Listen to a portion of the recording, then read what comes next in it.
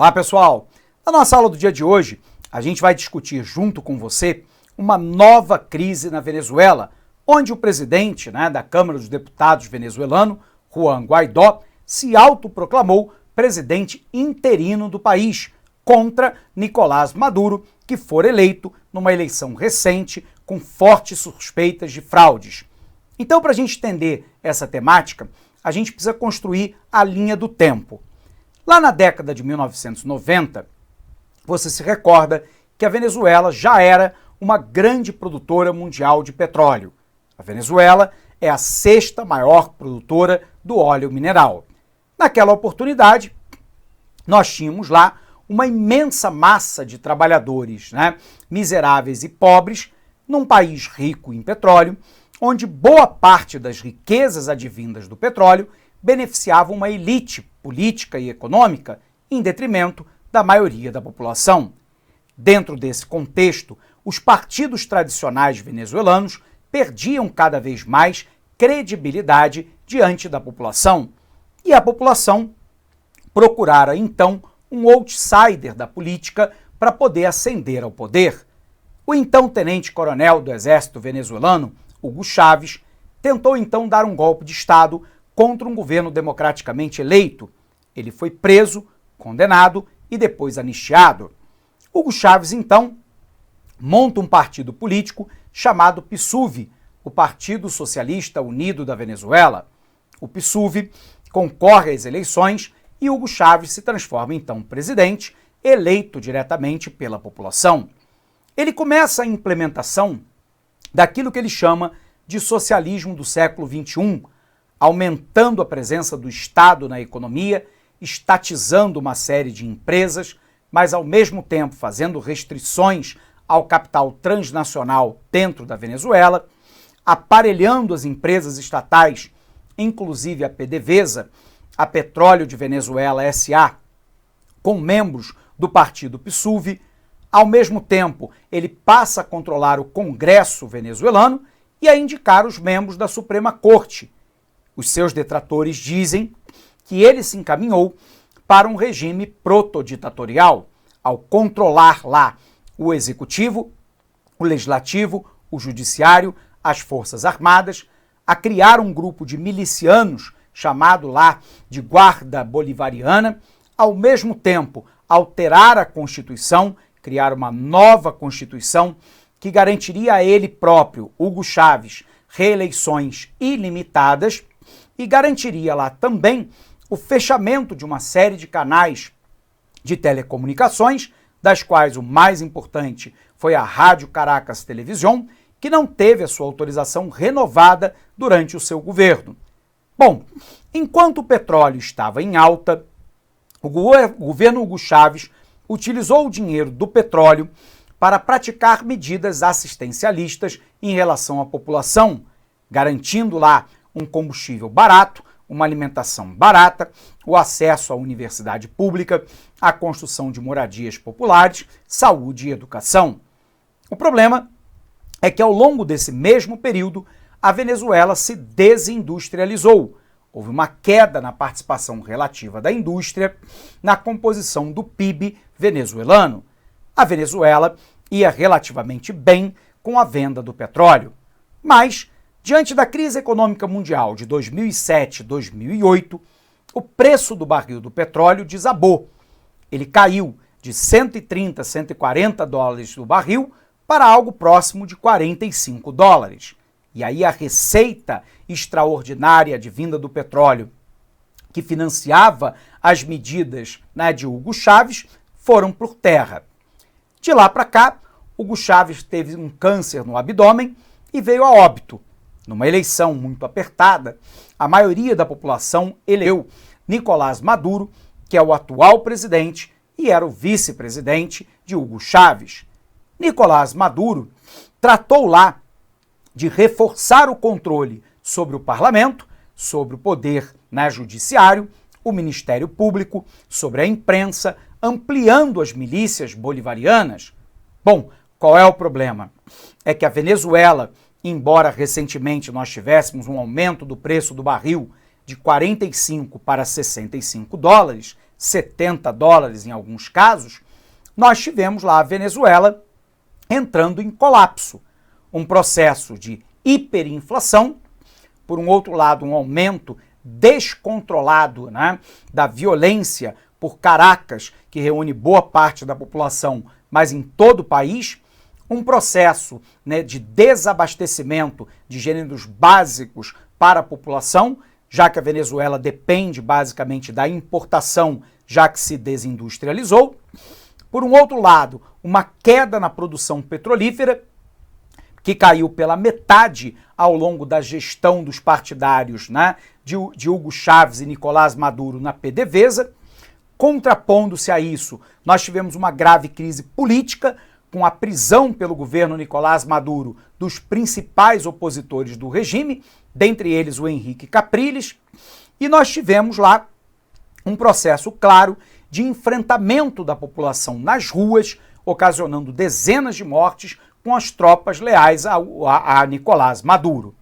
Recentemente, numa eleição, o governo perdeu a maioria no Congresso venezuelano e, diante desse quadro e da deterioração das condições de vida da população, da condição política do próprio, né, Nicolás Maduro em se manter no poder, o atual presidente da Assembleia, Juan Guaidó, tomou uma decisão política de se autodeclarar presidente interino e retirando, né, de Nicolás Maduro as suas faculdades de presidente da República. E aí começa um embate entre dois grandes grupos. Juan Guaidó conta com o apoio dos Estados Unidos, de boa parte da Europa e de boa parte dos países latino-americanos, inclusive o Brasil, que identifica Nicolás Maduro como um proto-ditador. Por um outro lado, a China e a Rússia apoiam o governo da Venezuela porque temem que a queda de Nicolás Maduro seja apenas um pretexto para que os Estados Unidos coloquem as mãos no petróleo venezuelano. Lembrando, né, a Venezuela é a sexta maior detentora de reservas e de exploração de petróleo em todo o mundo. Por um outro lado, há um conflito interno. Parte dos chavistas, ligados sobretudo às populações mais pobres, que querem a manutenção de Nicolás Maduro, embora muitas vezes identifique que esse governo de Nicolás Maduro trouxe mais violência, hiperinflação, autoritarismo e um governo protoditatorial. Do outro lado, você tem a outrora classe média venezuelana e parte das elites apoiando a saída de Nicolás Maduro, a presidência interina de Juan Guaidó e a convocação de eleições diretas para presidente da República na Venezuela. E aí é um conflito que tem uma série de atores, dentre eles a própria Colômbia, que é inimiga histórica do PSUV, do Partido Socialista Unido da Venezuela, de Nicolás Maduro e de Hugo Chávez. Tem os Estados Unidos de Donald Trump, que obviamente querem colocar a mão no petróleo venezuelano. Há uma geopolítica de Rússia e China que não querem ver ampliados, né, os poderes americanos sobre a América do Sul.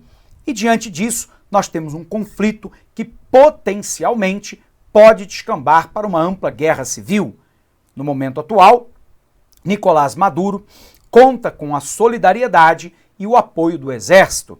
Mas observe, o Exército apoia porque boa parte dos dirigentes das Forças Armadas também se locupletaram do poder, ocupam cargos chaves na administração de Nicolás Maduro e, portanto, também não querem perder esse seu status quo.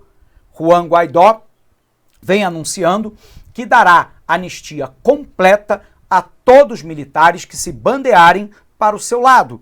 Enquanto isso, a população venezuelana vive uma escassez profunda de alimentos, um quadro de hiperinflação e um conflito intenso entre um governo que, ao que tudo parece, perdeu legitimidade com a maioria da população, mas, ao mesmo tempo, um presidente interino do Congresso, Juan Guaidó, que não tem amparo legal para assumir a presidência da República. E, portanto, a Venezuela tem um quadro de profundo conflito no momento atual. Confere aqui. Crise na Venezuela. Guaidó se declara presidente. Quais são os antecedentes, pessoal? A crise do petróleo do início dos anos 70 enriqueceu a elite política da Venezuela, mas ampliou o número de miseráveis em progressão geométrica. A região da Grande Caracas inchou com a migração maciça de venezuelanos em busca de trabalho e passou a concentrar, espalhadas por suas encostas montanhosas, 1/3 da população da Venezuela.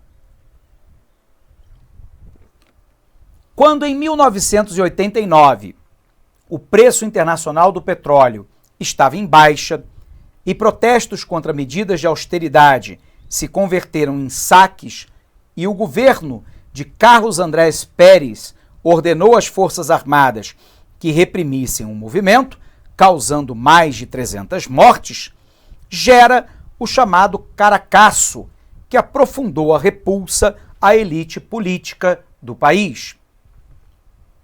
A revolta contaminou os quartéis e o tenente-coronel Hugo Chávez lidera uma tentativa de golpe contra Andrés Pérez em 92.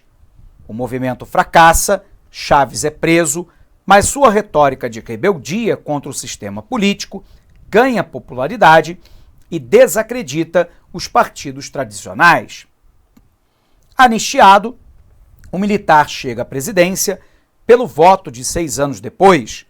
Com o aumento da demanda internacional pelo petróleo, a cotação se aproximou de $100 o barril, a receita do país aumentou e a situação social se estabilizou. Contudo, a partir da crise econômica internacional de 2007 e 2008, tem-se nova queda no preço do barril e, assim, nova crise na Venezuela.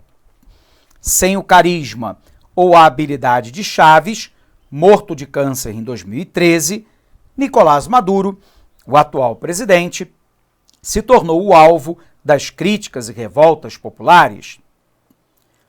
A crise venezuelana não começou agora. A fome fez os venezuelanos perderem, em média, 11 quilos no ano passado. A violência esvazia as ruas das grandes cidades quando anoitece, e a situação provocou um êxodo em massa para os países vizinhos. O país vizinho vive a maior recessão da sua história. São 12 trimestres seguidos de retração econômica, segundo anunciou em julho a Assembleia Nacional, o parlamento venezuelano, que atualmente é controlado pela oposição. A dimensão do colapso pode ser vista nos números do Produto Interno Bruto. Entre 2013 e 2017, o PIB venezuelano teve uma queda de 37%. O Fundo Monetário Internacional prevê que, nesse ano de 2019, caia ainda mais. A situação é explorada também na campanha eleitoral brasileira. Candidatos e eleitores de oposição ao Partido dos Trabalhadores, que historicamente apoiou os governos de Hugo Chávez e Nicolás Maduro, tentaram usar o fracasso venezuelano como um alerta do que poderia ocorrer no Brasil com a eleição de Fernando Haddad. Os petistas, por sua vez, lembraram que Chávez era um militar. Quais são as causas, do colapso venezuelano no momento atual? Primeiro, a crise do petróleo, que provocou uma queda no preço internacional para menos da metade do que fora ao longo da década de 2000. Uma forte dependência das importações, controle cambial e sanções, o que tem provocado desabastecimento no país. Um quadro de hiperinflação. A inflação alcança a casa dos milhares ao ano na Venezuela. Uma grave crise política entre os membros do PSUV, de um lado, o Partido Socialista Unido da Venezuela, e do outro lado, a oposição, que no momento atual é liderada por Juan Guaidó. O poder militar e o controle da imprensa são outros elementos chaves nessa disputa. Dentro desse quadro, observe aqui quem apoia quem, né? Apoiam o governo de Nicolás Maduro, por exemplo, o México, por exemplo, a Bolívia, por exemplo, boa parte da Europa Oriental, a Rússia e a China. Quem é que reconhece Juan Guaidó como presidente interino? É o caso do Brasil, do Canadá, dos Estados Unidos, do Chile, da Argentina, dentre outros. E quem é que defende um processo democrático para a deposição de Nicolás Maduro e a convocação de eleições livres? Nós estamos falando basicamente de toda a Europa Ocidental. Bom, dentro desse quadro, então, a gente precisa ver aí como é que esse assunto caiu em prova. A prova é lá do ano de 2018, banca CESP para o MPE do Piauí, e diz assim: a Venezuela é um país rico em petróleo, mas que passa por enormes dificuldades econômicas e políticas com alto impacto social. O país é atualmente governado pelo presidente Nicolás Maduro, que assumiu o poder em 2013, logo após a morte de Hugo Chávez. Maduro é um político polêmico que chegou a afirmar em 2017 que, se fosse preciso, poderia se transformar em um ditador para levar o país de volta à estabilidade. Com relação à crise política e econômica pela qual tem passado a Venezuela, julgue o item a seguir. Os membros fundadores do Mercosul suspenderam em 2017 a participação da Venezuela no bloco sobre a alegação de ruptura da ordem democrática do país. Lembrando, né? O Mercosul tem lá 4 países fundadores: o Brasil, a Argentina, o Paraguai e o Uruguai. E na Constituição do Mercosul, nós temos algo que nós chamamos de cláusula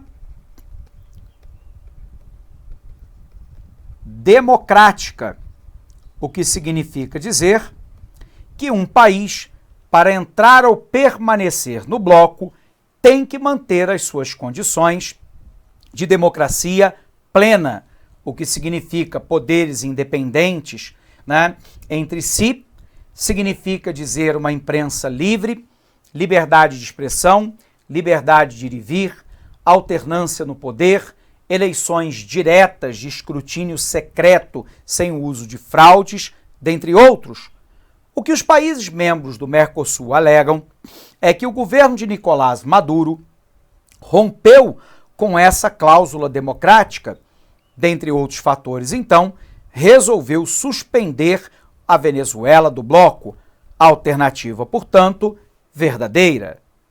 Vejamos a nossa segunda questão.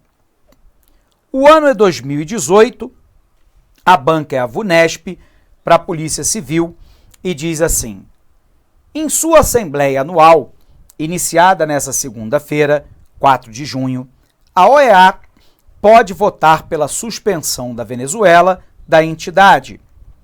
Assinale a alternativa que apresenta os argumentos utilizados pelos países que apoiam a suspensão. Letra A. A situação de extrema pobreza no país e o aumento da mortalidade infantil e da disseminação de doenças tropicais. Observe que nenhum destes são os argumentos lá propostos pelos países que queriam a suspensão da Venezuela da OEA. Situação de pobreza, mortalidade infantil e disseminação de doença tropical é medida de atuação da OEA e não da exclusão ou suspensão dos seus quadros. Alternativa falsa. B. O desrespeito à Carta Democrática Interamericana e a falta da legitimidade das eleições presidenciais realizadas no mês de maio. Alternativa verdadeira, gabarito letra B. O que a OEA acusa é que a eleição foi marcada por fraudes, garantindo a sua ilegitimidade. E como o regime de Nicolás Maduro segundo a OEA, se encaminha para um regime protoditatorial, ele deveria ser suspenso da organização. Gabarito, portanto, letra B. Mas vejamos por que não a letra C. A presença no interior da oposição venezuelana de grupos antidemocráticos e de sucessivas tentativas de golpe contra o presidente. A alternativa falsa é exatamente o inverso. A OEA acusa o presidente Nicolás Maduro de medidas antidemocráticas e, de certa forma, apoia a oposição venezuelana que quer novas eleições diretas para presidente no país. Letra D. A atual dificuldade da Venezuela em conter o avanço do tráfico de drogas no interior de suas fronteiras e o aumento do crime organizado. Embora o tráfico de drogas e o crime organizado tenha crescido nos últimos anos na Venezuela, não são esses os argumentos levados a cabo pela OEA para propor a suspensão do país. Portanto, alternativa falsa. A profunda crise econômica que assola o país e a fuga de venezuelanos para países vizinhos, agravando a crise migratória na região. De fato, a Venezuela passa por uma grave crise econômica que virou também uma crise migratória. As pessoas saem do país à busca de melhores condições em países vizinhos como Colômbia e Brasil. Porém, essa não é o argumento utilizado pela OEA para a exclusão ou suspensão da Venezuela do bloco. Na verdade, eles acusam o governo Nicolás Maduro de ser um regime protoditatorial. Portanto, a letra E também está incorreto. O gabarito correto é a nossa letra B de bola. Bom, a primeira alternativa verdadeira, a segunda alternativa é a letra B, e com isso a gente encerra mais essa aula por aqui para você, ok? Um abraço forte, pessoal, bons estudos e até o nosso próximo encontro. Até lá! Clique lá.